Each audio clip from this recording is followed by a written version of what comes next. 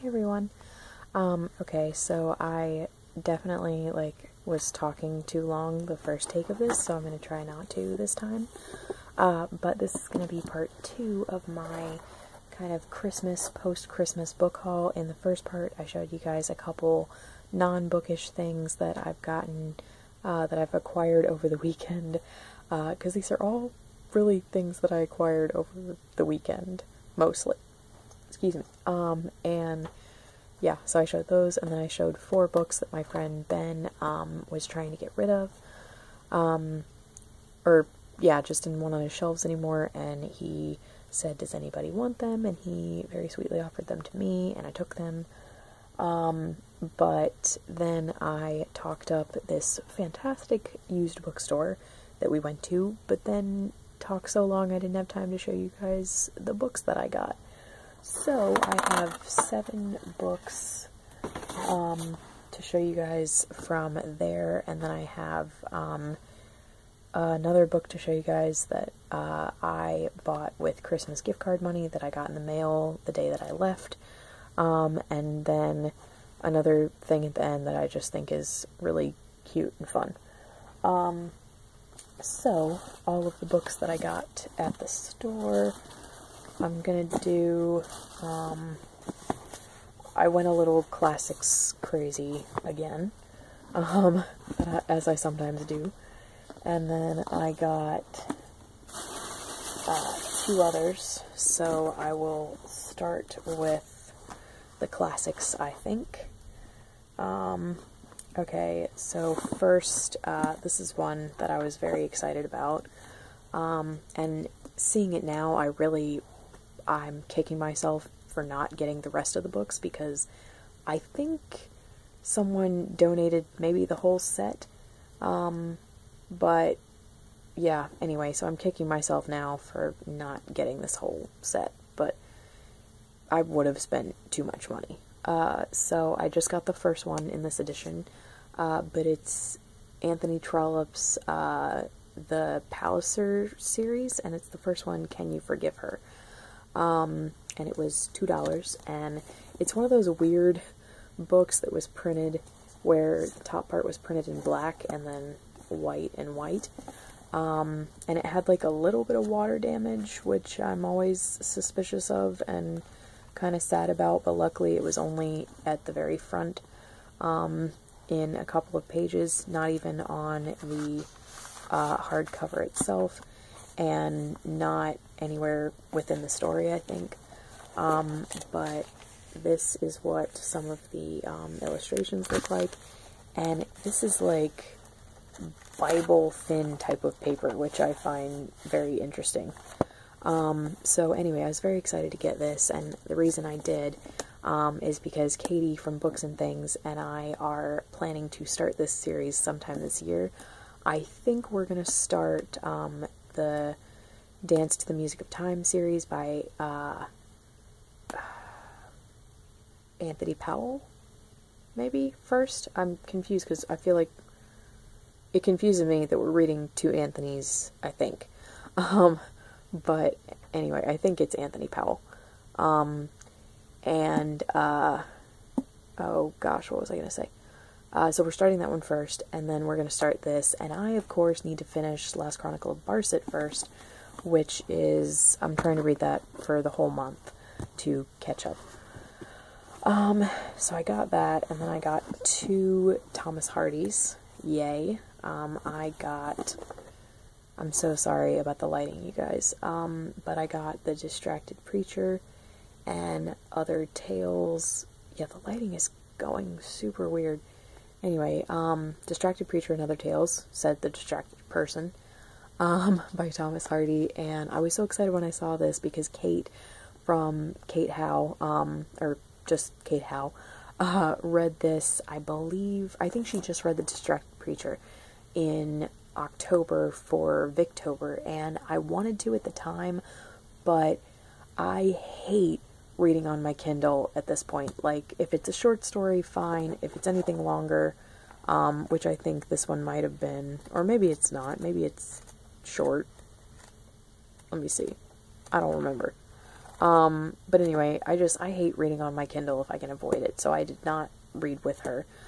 But that's why when I saw this in the bookstore, I was super excited and snatched it up, and it's in one of these Penguin Classics editions, which I really love, and the spine is hardly broken. You can definitely tell that someone else owned it, but I mean, I quite like it, so I'm very excited to have that. And then I have another one, the Woodlanders. This edition, meh. The cover's really, really weird, but I do really love the actual edition if I just ignore the cover. Because this cover, I think it's like a woman with her back to us without a shirt on, and then she's holding a rotten apple. Or a rotting apple. So interesting. I feel like that says something about the theme of the book, but I could be totally wrong. And then, yeah, as I said, the edition itself is a modern library edition. And I actually really like those. So, yeah, very happy to have this finally in my collection. I saw the film, didn't like it.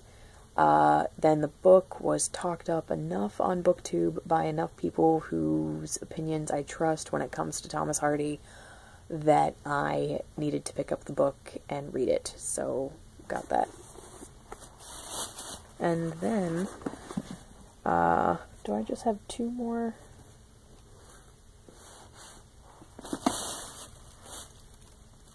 Oh yeah, okay, I just have two more classics. I got this one, which is, it's really The Lady's Paradise by Emile Zola, but it's the show cover, and the show is just called The Paradise.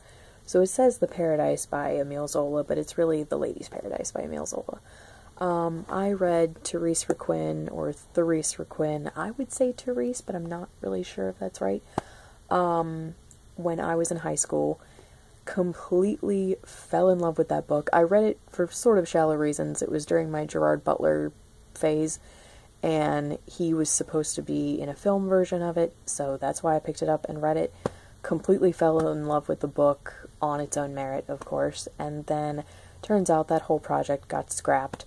And then a whole new production team and writer and cast all came in, and created the film called In Secret, which is based on that book, and great cast. Elizabeth Olsen, Oscar Isaacs, Tom Felton, all actors who I thoroughly enjoy. However, the adaptation was terrible. I only made it about 30 minutes in before I was like, you basically took all the shallow parts of this book and kept it in the movie, but took out all the deeper parts of the book. So, yeah, I couldn't make it through the film, but I love the book. So, I have known for quite a while that I wanted to continue reading Emile Zola, and I figured I would read this one next because I also want to read his giant series, but that's a huge series to dive into. It's 20 books long. I think the first one is called The Fortunes of the Rogans, or Rugans. I would say Rogan, I think, but I'm not sure if that's right. The Rogans, but since it's a huge series, I didn't want to dive into that first, so I want to read this one, and I'm very excited about it, and then I'll try the TV show. And then the last of the classics is Romance of the Forest by Anne Radcliffe, and I found this in a beautiful Oxford World Classics edition where the spine, not broken, it's beautiful, and it was $3.33, and all of the classics were lower prices than, like, other things, I guess because they're just not as popular, maybe. But even if they were in just as pristine condition, they were lower priced, which I thought was fantastic. I was really hoping this would be Mysteries of Udolpho instead of Romance of the Forest, but they only had 2 copies of Romance of the Forest, and this one was the one in great condition, so I got it.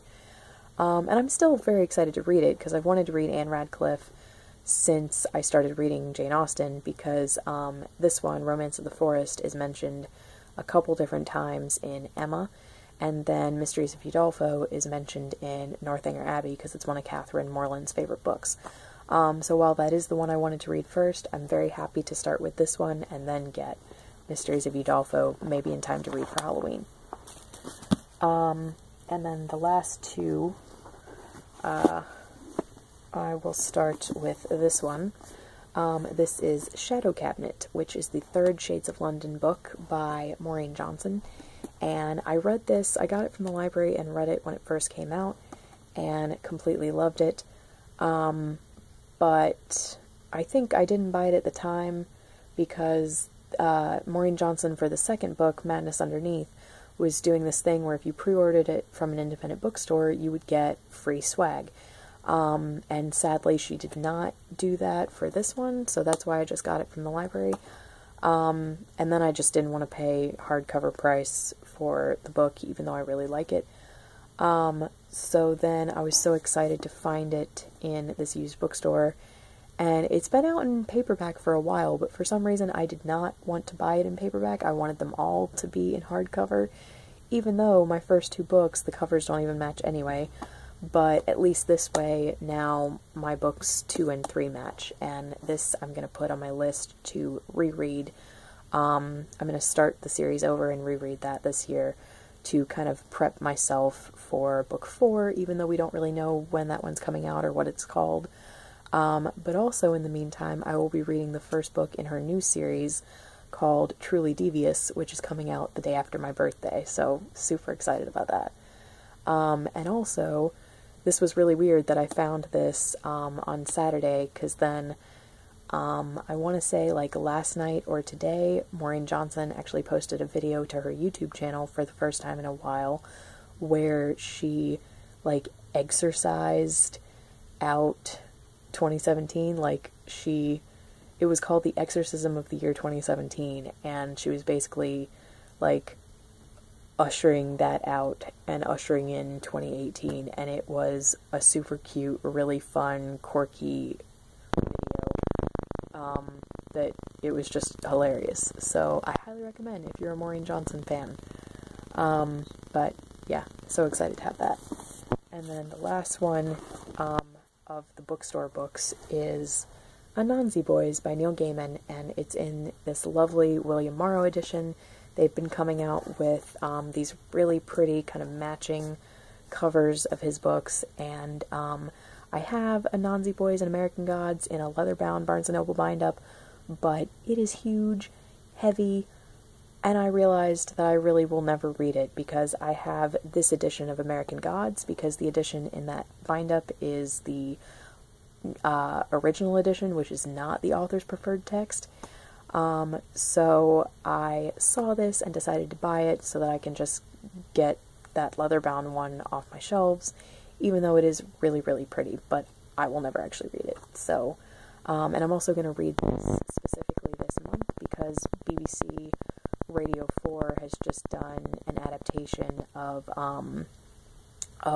this, done, I believe, by Dirk Maggs again, who's the same guy who did Stardust, How the Marquis Got His Coat Back, Neverwhere, and Good Omens. So, really excited to listen to this after I read the book, and excited to read the book. And then the last one, real quick, I got A Tangled Web by Ellen Montgomery in this gorgeous, this is one I bought with gift card money, so it got to my house pretty much the day I was leaving for a vacation, and it's in this beautiful Source Books edition. I got this edition of The Blue Castle earlier, like this past summer, and I read it and I loved it, and I've decided to get all of her books that are in these editions that I don't own in these editions. So that's like a lot of her standalones and then one of her duologies. And I've also ordered one of the books in that duology that's in these editions. So yeah, I'm just very, very excited to read this. This is another one of her standalones. And this will be read pretty soon, but this month I'm trying to read Anne of Windy Poplars with Ange from Beyond the Pages. So anyway, just very excited for that one. And then last but not least, I wanted to show you guys this real quick. My wonderful friend Ben, who's one of the friends I just went to see, and he's the one I stayed with, as well as one of our other friends who lives with him. But anyway, he already wrapped up and gave me my birthday present, so I just thought this was super cute and wanted to show you guys. I can, of course, tell that it's a book. And I will be putting this under the Christmas tree, because I'm hoping the Christmas tree will still be up in 2 weeks on my birthday, which is likely in my house. So, yeah, I just thought that was adorable and wanted to show you guys. So, thank you so much for watching. I really hope this uploads. Let me know what you think of any of these books, and I will talk to you guys later. Bye.